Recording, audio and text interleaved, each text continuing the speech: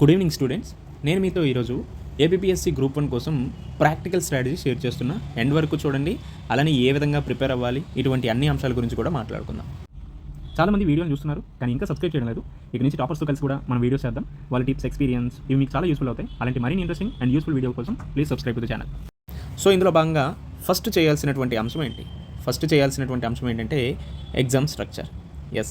First exam structure పూర్తిగా తెలుసుకోండి. అప్పుడు ప్రిపరేషన్ అనేది చాలా వరకు ఈజీ అవుతుంది. ఎందుకంటే చాలామంది గ్రూప్ 1 ప్రారంభించాలి అనుకుంటారు, బట్ ఎగ్జామ్ స్ట్రాటజీ తెలుసుకోకుండానే మొదలు పెడతారు. సో దట్ ఎగ్జామ్ స్ట్రాటజీ లేదంటే ఎగ్జామ్ స్ట్రక్చర్ ఎలా ఉంటుంది మనందరికీ తెలిసిందే. ప్రిలిమ్స్, మెయిన్స్, దాంతోపాటు ఇంటర్వ్యూ. ప్రత్యేకంగా ప్రిలిమ్స్ అనేది ఆబ్జెక్టివ్ స్క్రీనింగ్ టెస్ట్గా మాత్రమే ఉంటుంది. దెన్ మెయిన్స్ అనేది డిస్క్రిప్టివ్ ఆన్సర్ రైటింగ్లో రాయాలి. ఇంటర్వ్యూ అనేది మన యొక్క పర్సనాలిటీ, మనకు ఉన్నటువంటి అవగాహనకు అనుగుణంగా అది ఉంటుంది.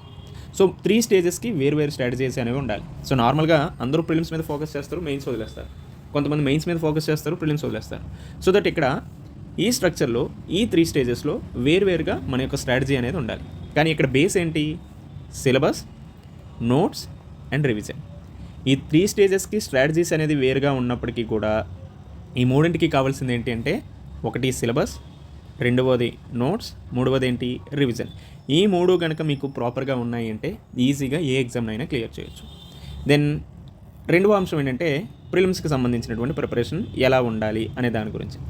సో మళ్ళీ ప్రిలిమ్స్కి సంబంధించినటువంటి ప్రిపరేషన్ అంటే సార్ సిలబస్ చేంజ్ అవుతుందా, ఎగ్జామ్ ప్యాటర్న్ ఏదైనా చేంజ్ అవుతుందా అని చాలామంది అడుగుతారు. హౌఎవర్ మనకి ఎగ్జామ్ ప్యాటర్న్ చేంజ్ అయినప్పటికీ కూడా ప్రెసెంట్ ఏవైతే సబ్జెక్ట్స్ ఉన్నాయో ఆ సబ్జెక్ట్స్ అయితే ఖచ్చితంగా ఉంటాయి. అండ్ ఆల్సో ముఖ్యంగా ఫోకస్ చేయాల్సినటువంటి సబ్జెక్ట్ మీద మీరు ఎక్కువగా కాన్సన్ట్రేట్ చేయండి.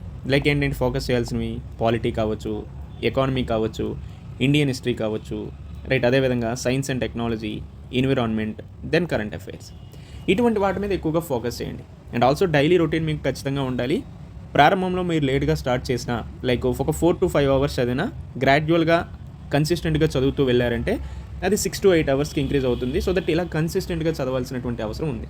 ఇక్కడ నేను ఇచ్చేటటువంటి టిప్ ఏంటంటే ప్రిలిమ్స్కి సంబంధించినటువంటి ప్రిపరేషన్లో ప్రీవియస్ ఇయర్ క్వశ్చన్స్ ఏవైతే ఉంటాయో, ప్రీవియస్ ఇయర్ పేపర్స్ ఏవైతే ఉంటాయో అవి కంపల్సరీగా చూడండి, వాటిని కంపల్సరీగా ప్రాక్టీస్ చేయండి. ఎందుకంటే ఇక్కడే మనకి రిపీటెడ్ థీమ్స్ ఏంటి అనేది మనం ఈజీగా గెస్ చేయగలం. దానికి అనుగుణంగానే ఏ టాపిక్స్కి ఎక్కువగా ప్రయారిటీస్ చదవాలి అనేటటువంటి క్లారిటీ కూడా మీకు ఉంటుంది. Then also third one, book list గురించి. ఆల్రెడీ ఏపీఎస్సి గ్రూప్ 1కి సంబంధించినటువంటి బుక్ లిస్ట్ గురించి కంప్లీట్గా చెప్పడం జరిగింది. నేను ఇఫ్ ఇన్ కేస్ వీలైతే డిస్క్రిప్షన్లో అయినా లేదంటే కామెంట్ సెక్షన్లో అయినా నేను బుక్ లిస్ట్ గురించి ఆ వీడియో లింక్ అనేది ప్రొవైడ్ చేస్తా. సో దట్ అది చూడండి. పాలిటీ కావచ్చు, ఇండియన్ హిస్టరీ, ఇటువంటి అంశాలకి ఏ బుక్ లిస్ట్ అనేవి ఇంపార్టెంట్, ఏ స్టాండర్డ్ బుక్స్ని ఫాలో అవ్వాలి, ఇటువంటివన్నిటి గురించి చెప్పాను. ఇంకొకటి ఏంటంటే ఇక్కడ ప్రధానమైనటువంటి అంశం, ఒక సబ్జెక్ట్కి ఒకే బుక్ అనేది ఫాలో అవ్వండి. దీన్నే మల్టిపుల్ టైమ్స్ రివిజన్ చేస్తూ ఉండాల్సినటువంటి అవసరం ఉంది. దెన్ టూ మనీ బుక్స్ ఉన్నాయంటే ఖచ్చితంగా మీ ప్రిపరేషన్ అనేది కన్ఫ్యూజన్ అవుతుంది. కన్ఫ్యూజ్ అయ్యారు అంటే మనకి రావాల్సినటువంటి ర్యాంక్ కావచ్చు, మనం అనుకున్నటువంటి లక్ష్యాన్ని సాధించలేకపోతాం. So that few books and more revision అనేది చాలా ఇంపార్టెంట్. ఓకేనా? Then fourth one, mains strategy. ఇంతవరకు ప్రిలిమ్స్ గురించి మాట్లాడుకున్నాం. ఇక మెయిన్స్కి సంబంధించినటువంటి స్ట్రాటజీ. మెయిన్స్లో వచ్చేటటువంటి మార్క్సే మనకి డిసైడ్ చేస్తాయి మనకి ర్యాంక్ అనేది. ప్రిలిమ్స్లో స్క్రీనింగ్ మాత్రమే ఉంటుంది. దీని నుంచి మనకి 1:12 తీయచ్చు, 1:50 తీయచ్చు, స్టూడెంట్స్ డిమాండ్ చేస్తే 1:100 కూడా తీయచ్చు. బట్ మనకి మెయిన్స్లో వచ్చేటటువంటి మార్క్స్ బట్టే మన యొక్క ర్యాంక్ అనేది డిసైడ్ అవుతుంది. కోర్స్ ఇంటర్వ్యూ ఉంటుంది, బట్ మెయిన్స్లో ఎక్కువగా స్కోర్ చేస్తే మీకు ర్యాంక్ రావడానికి ఎక్కువగా అవకాశాలు ఉంటాయి. ఇందులో మీకు ర్యాంక్ రావాలంటే ఏది main? Answer writing. So that మొత్తంగా డిస్క్రిప్టివ్ నేచర్లో ఉంటుంది కాబట్టి ఆన్సర్ రైటింగ్ అనేది ఖచ్చితంగా మీరు ప్రాక్టీస్ చేయాల్సినటువంటి అవసరం ఉంది. ఎలా చేస్తాం? ఇంట్రొడక్షన్ అనేసి, బాడీ అనేసి, కన్క్లూజన్ అనేసి ఈ మూడింటి మీద శ్రద్ధ పెడుతూ ఫోకస్డ్గా, రిలవెంట్గా, పాయింట్ వైజ్గా కావచ్చు, లేకపోతే మీ యొక్క ప్రజెంటేషన్ స్కిల్స్ మీద ఆధారపడి ఉంటుంది ఇక్కడ మార్క్స్ రావడానికి. సో ఏ విధంగా రాయొచ్చు, ఇటువంటి అన్ని అంశాల గురించి కూడా మనం నిరంతర సాధన ప్రోగ్రామ్ అనేది ప్రారంభించాం. అలానే 45 days మెంటర్షిప్ ప్రోగ్రామ్ అనేది కూడా స్టార్ట్ చేసాం. ఇఫ్ ఇన్ కేస్ ఎవరైనా ఇంట్రెస్ట్ ఉంటే జాయిన్ అవ్వాలంటే జాయిన్ అవ్వండి. అండ్ ఆల్సో నా నెంబర్ కూడా నీకు స్క్రీన్ మీద ప్రొవైడ్ చేస్తాను. ఇంకోటి ఏంటంటే డైలీ ఇఫ్ ఇన్ కేస్ మీరు గ్రూప్ 1 మెయిన్స్కి చదవాలి అనుకుంటే డైలీ 1-2 ఆన్సర్స్ అయితే ఖచ్చితంగా ప్రాక్టీస్ చేయండి. చాలామంది అంటారు ప్రిలిమ్స్ అయిపోయినాక మెయిన్స్ చూసుకుందాంలే అనేసి, బట్ అలా కాకుండా రెండింటిని కూడా ప్యారలల్గా బ్యాలెన్స్డ్గా చదువుకోండి. దెన్ ప్రధానమైనటువంటి అంశం ఏంటంటే current affairs. So that current affairs ఎలా చదవాలి అనేటటువంటి క్వశ్చన్ ఫ్రీక్వెంట్గా అడుగుతూనే ఉన్నారు. వన్ థింగ్ ఏంటంటే డైలీ న్యూస్ పేపర్ అనేది ఫాలో అవ్వండి. ఐదర్ తెలుగు మీడియం అయితే Eenadu news paper, if in case మీరు ఇంగ్లీష్లో రాయాలి అనుకుంటే ది హిందూ న్యూస్ పేపర్నైనా ఫాలో అవ్వండి. But daily news paper follow అవటం వల్ల మీకు ప్రస్తుతం జరుగుతున్నటువంటి అంశాలు మాత్రమే కాకుండా అందులో ఇచ్చేటటువంటి ఎడిటోరియల్స్ కావచ్చు, ఆర్టికల్స్ మనకి మెయిన్స్కి సంబంధించినటువంటి ఆన్సర్ రైటింగ్ ఎలా రాయాలి, లేకపోతే ఎస్సేని ఎలా ప్రజెంట్ చేయాలి అనేది తెలుస్తుంది. కాబట్టి మీరు ఏ న్యూస్ పేపర్ చదివినా అందులో వచ్చినటువంటి ఎడిటోరియల్స్ అండ్ ఆర్టికల్స్ మాత్రం ఖచ్చితంగా చూడండి. Then also current affairs monthly compilation అనేది ఫాలో అయితే బెటర్గా ఉంటుంది. So that monthly compilation follow అండి.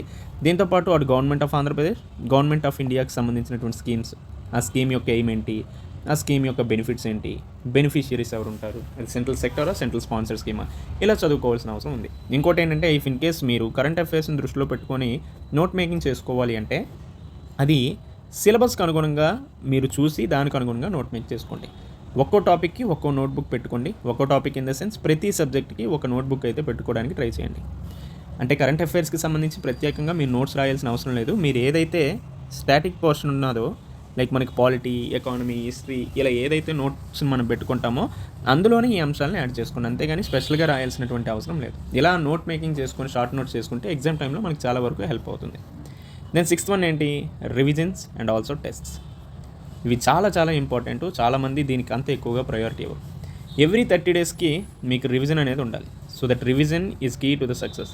ఎవరైతే రివిజన్ చేస్తారో వాళ్ళకి మాత్రమే విజయం వరిస్తుంది. Then also weekly test series అనేవి కూడా ఫాలో అవ్వాల్సినటువంటి అవసరం ఉంది. ఇంకోటి ఏంటంటే మిస్టేక్ బుక్ అనేది మెయింటైన్ చేయండి. మిస్టేక్ బుక్ అంటే మనం చేసే మిస్టేక్స్ ప్రత్యేకంగా టెస్ట్ సిరీస్లో ఏవైతే చేస్తున్నామో వాటిని బేస్ చేసుకుని నోట్ మేకింగ్ కూడా చేసుకోండి. ఇంకొకటి అంశం ఏంటంటే, టెస్టులు రాయకుండా మీ ప్రిపరేషన్ కంప్లీట్ అవుతుంది అనుకోవడం కూడా మన యొక్క మూర్ఖత్వమే. సో దట్ మీరు ఖచ్చితంగా టెస్ట్ సిరీస్ అనేది ఫాలో అవ్వాల్సిన అవసరం ఉంది. టెస్ట్ సిరీస్ ఎందుకు అంటున్నానంటే, మనం ఎంత చదివాము అనేది గుర్తుండడానికి టెస్ట్ సిరీస్. సో దట్ మనం ప్రోగ్రెస్ అవుతున్నామా, బ్యాక్ ఎండ్లోనే ఉండిపోయామా అనేది తెలుసుకోవాలంటే మాత్రం ఖచ్చితంగా టెస్ట్ సిరీస్ అనేది ఫాలో అవ్వండి.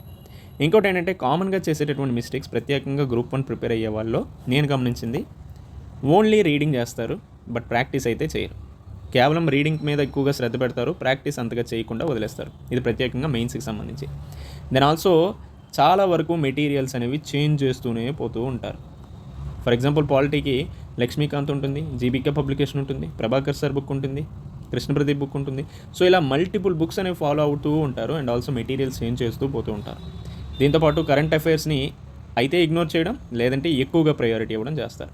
సో దేన్నైనా మనం బ్యాలెన్స్డ్ అప్రోచ్లో ఫాలో అవ్వాల్సినటువంటి అవసరం ఉంది. దెన్ ఆల్సో ఆన్సర్ రైటింగ్ అనేది చాలా లేట్గా స్టార్ట్ చేస్తారు. సో దట్ ఆన్సర్ రైటింగ్ ఎవరైతే ప్రస్తుతం నుంచి ప్రారంభిస్తారో వాళ్ళు ఖచ్చితంగా రేస్లో ముందుంటారు. ఇంకోటి ఏంటంటే, గ్రూప్ 1 సాధించాలి అంటే అల్టిమేట్గా నేను ఇచ్చేటటువంటి ప్రధానమైనటువంటి మెసేజ్ ఏంటంటే, కన్సిస్టెన్సీ, రైట్ ప్లాన్, దీంతోపాటు ఒక మంచి guidance, mentor. So consistency plus right plans plus mentor, ఈ 3 ఉన్నాయంటే గ్రూప్ 1 ఈజీగా సాధించవచ్చు. సో దట్ వీడియో యూస్ఫుల్ అనిపిస్తే లైక్ చేయండి, ఫ్రెండ్స్కి షేర్ చేయండి. గ్రూప్ 1 కోసం డైలీ గైడెన్స్ కావాలంటే ఛానల్ని సబ్స్క్రైబ్ చేయండి. కామెంట్స్లో చెప్పండి ఏ సబ్జెక్ట్ మీద నెక్స్ట్ వీడియో కావాలి అని. Thank you.